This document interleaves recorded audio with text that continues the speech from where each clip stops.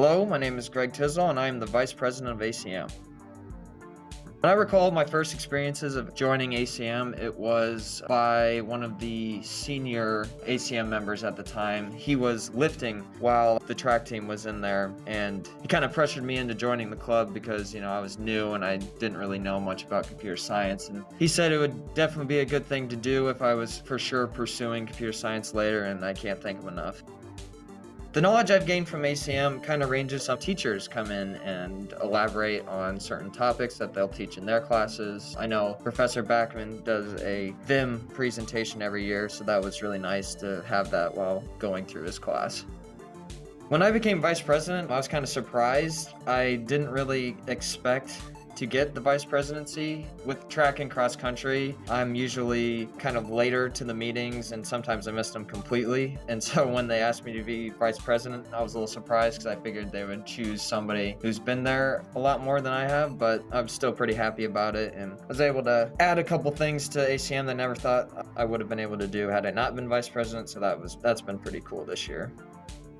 COVID changed ACM in a way that it really didn't hinder it too much. All we did was basically change the location from the Bit Pit to over Zoom, which is in a way kind of nice, especially for me. Like I said, with practices, they go super late, and so it's a lot easier for me to basically just get done with practice, shower, and go straight to a Zoom call than it is to actually have to go out and go to the pit. So that was kind of nice on my part, and I think it also makes it nicer for commuter students, so they don't have to go all the way. They can just jump on our Zoom meeting, and so I think it definitely added to the availability of ACM, which I think was pretty good. But the only thing it really kind of took away from was we can't really have that face-to-face interactions like we used to do a beginning of the year sort of thing where all the members would get together and kind of learn each other's names and brainstorm ideas for what people wanted to see for this coming year. We kind of did that over Zoom, but it was hard to get people to show up to that one because they didn't really know if they wanted to be in it yet or just a whole bunch of stuff like that.